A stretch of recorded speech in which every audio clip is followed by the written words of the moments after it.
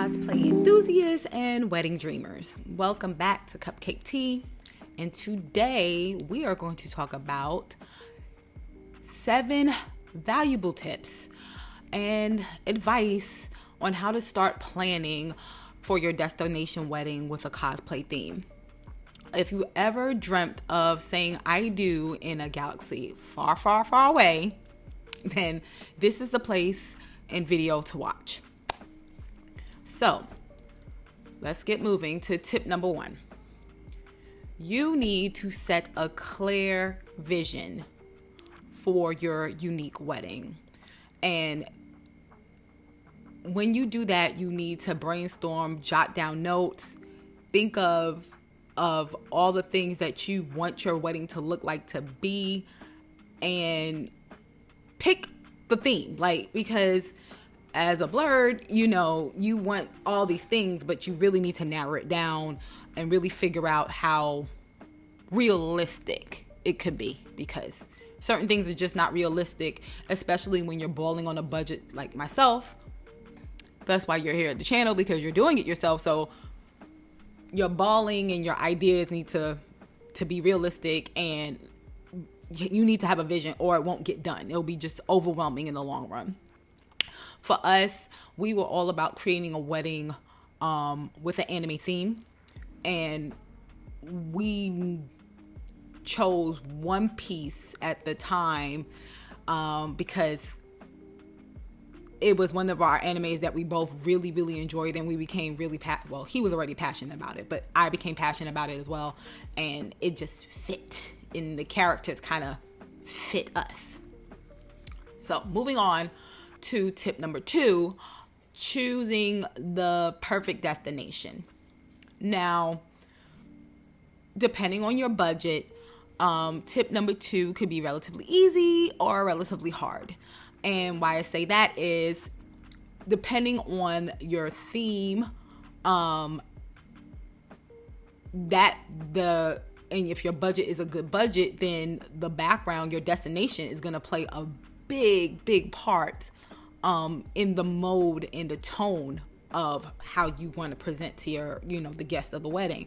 But when you're balling on a budget, then you, as much as you would love a destination that's going to reflect how that particular scene or the movie or whatever portrays, you might not be able to do that. You have to work around that. For us, we spent countless hours researching destinations. As I stated in my intro video, that we already knew the location we was going to. We're getting married in Mexico, but where in Mexico was where we, picked out, hunted down, all right, this resort over this resort, looking at pictures, things of that nature, to say, okay, this one will best reflect our budget and the look of what we're trying to do for our cosplay wedding. Tip number 3, plan well in advance. So the wedding is in October of 2023, and basically when he proposed to me July of 2022, I started planning the wedding literally September 2022, so that way everything could get rolling. You really do not understand that, number 1, you're already at a disadvantage with time because it's a destination wedding. 2, you are creating outfits. Now, I know some brides have their dresses custom made, some men have their suits custom made, but it is a totally different level when you are cosplaying or doing a unique theme, and you want your bridesmaids and your groomsmen and the bride and the groom to be a certain character. Now, don't get me wrong, there's levels to this. People who do cosplay know there's levels to it. It's even people who do Halloween know there's levels to it. So you can do something kind of cute. You don't have to go full out. But if your intention of doing a cosplay wedding is to go as out as you possibly can, you need to plan as way in advance as you possibly can. For us, starting in September and getting married in October was over a year. And so that was, I feel the minimum amount of time, like minimum. 12 months is pushing it. I really feel like a year and a half would be more appropriate for a destination cosplay wedding. Tip number 4. Consider your guest. And what I mean by that is, and we'll go into that with the guest list per se, and just the inviting the guest portion, but you want to think of certain guests that they're not going to understand what is going on, like what is cosplay or what's this theme and what do I. So when you are doing this and you're doing this unique theme, just be mindful just to be informative. Well, first of all, wear thick skin because somebody is going to be like, what? And then second of all, just like I said, be mindful of just trying to keep them more informed. So you're going to get a lot more questions than the average, okay, when is the date? All this other stuff type of thing. Congratulations. They're going to be like, what is the cosplay? What is going on? Trust me, there's going to be some questions involved.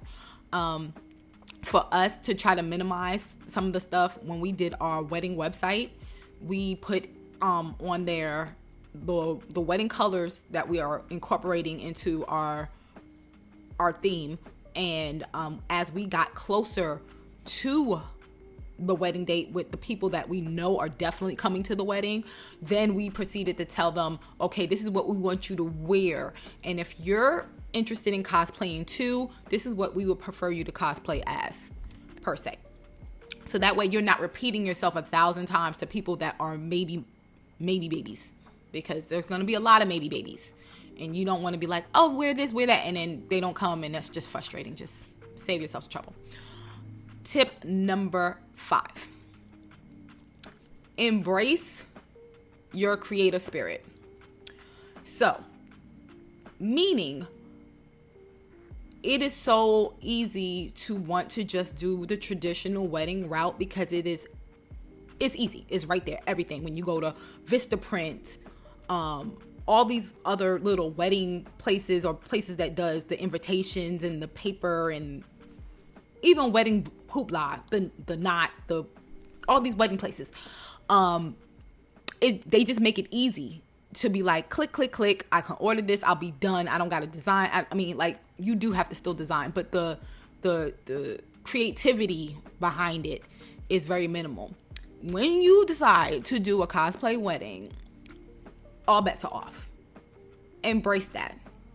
Embrace also trying to do some of the things yourself or finding local talent to help you with the process, because you're going to have to create a lot of things yourself. Etsy became my best friend. And also people in Facebook groups that I connected with, like, hey, I'm looking for a seamstress that does, can I get somebody who does commission for cosplays, because I knew I wanted a certain look for my dress. We'll get into that, a whole different video, and things of that nature. So that's part of the brainstorming part. So basically, embrace your creativity and be outlandish in this part as far as your idea with your creativity, because you can always scale it back. It is hard to scale up after you've done put your vision in motion, and then you done started commissioning people to create certain pieces for you, either whether it be your centerpiece, your flowers, your arch. It's hard to be like, oh, I want to add this now that you're seeing the vision. Create big and then ask them, what can you do? Because you can always scale it down, but it's hard to scale it up. Trust me on that one. So, tip number 6, communicate openly with your vendors. Yeah. So, and we have a whole like I said, lots of little mini videos. Communicating openly with your vendor is very important, especially with a destination wedding, because you're going to have language barriers and you're going to have other issues such as, what the heck is a cosplay? Once again, as I stated before in another video, that not all cultures understand what you're trying to do here in America. So you need to make sure that they're going to be able to cater to your needs with your unique niche.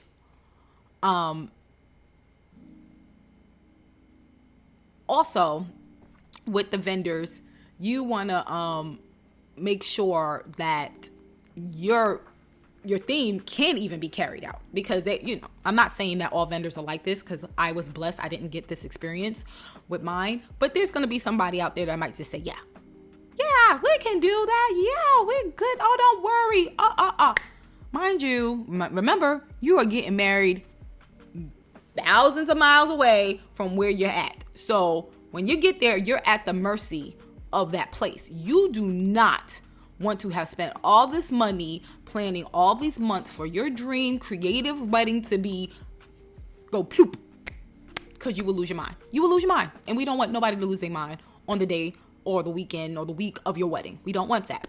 So yes, communication is key. Visual aids is key. That's back to the brainstorming part. Make sure you have your things written out, doodled things, so everybody can be on the same page with what you're trying to do.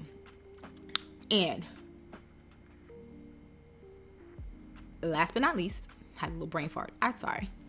Last but not least, remember the wedding is about you and your partner, becoming one together forever.